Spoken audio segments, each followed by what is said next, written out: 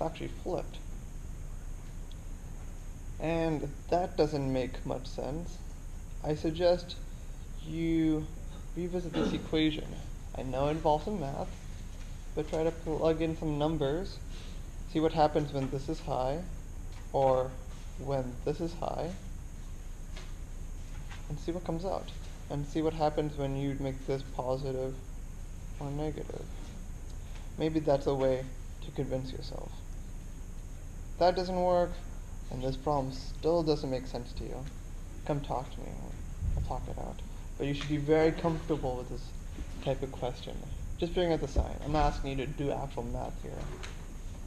Alright, cool. So let's move on. So we talked about chemical gradients, we talked about charges and changes of membrane potentials. Let's actually talk about neurons now. So this is a neuron, hopefully you're familiar with it from anatomy. And so the receiving end of the neuron are these kind of spider web-like protrusions from the cell body. These are called dendrites. Dendrites basically accept information from other neurons, and that's their main job. And by the way, we're showing a multipolar neuron here. Then we have the actual cell body itself. Oftentimes this is called the soma. Here, there's some special things about it. You should remember there's a lot of mitochondria, there's a lot of endoplasmic reticulum, rough endoplasmic reticulum. There's a large nucleolus here because they're doing a lot of protein synthesis here. Then, what's a really important part here is this kind of funnel shape here. This is called the axon helix. Sometimes this is called in physiology called the trigger zone.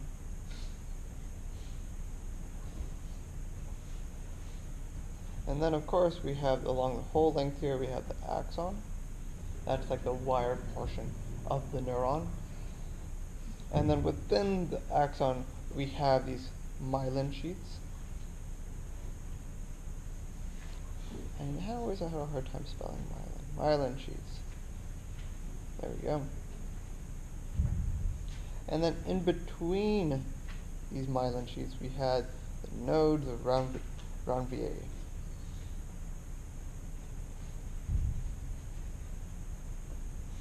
And at the end of the axon, we had axon terminals. Axon terminals would create a synapse with dendrites, or they would make even to the cell body of another neuron, or sometimes they would make it with muscles to make these neuromuscular junctions that hopefully you learned about in anatomy. We'll talk more about them when we talk about muscles. But yeah, that's kind of the anatomy of a neuron. Electrical signals kind of travel in this direction. They get accepted at the cell body, dendrites, and they travel down the axon to the axon terminals. When you think terminal, think end. So that's kind of the general flow of electricity in a neuron. Now, the whole point of a neuron, for the most part, is to take an electrical signal and pass it along, like I just said. And the main way they do that is by changing their membrane potential. That's how they kind of relay information, is by changing the membrane potential.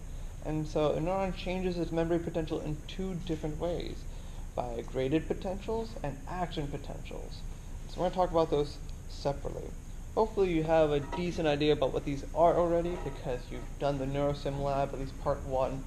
So hopefully this is not brand new information, but nevertheless we're going to go over it officially in lecture so you get a real solid idea about what it is. So here we have a little axon terminal right here.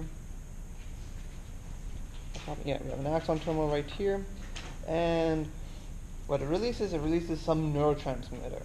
You know, neurotransmitter is some kind of signal molecule that neurons make, and what it does is basically induces calcium to be able to be permeate into the dendrite or into the cell body.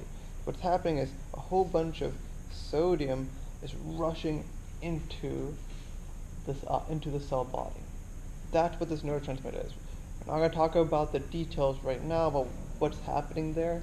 I'll talk about that a little bit later. But just know that this axon terminal is creating the stimulus that creates this depolarization. Because remember, these sodium ions are rushing into the cell.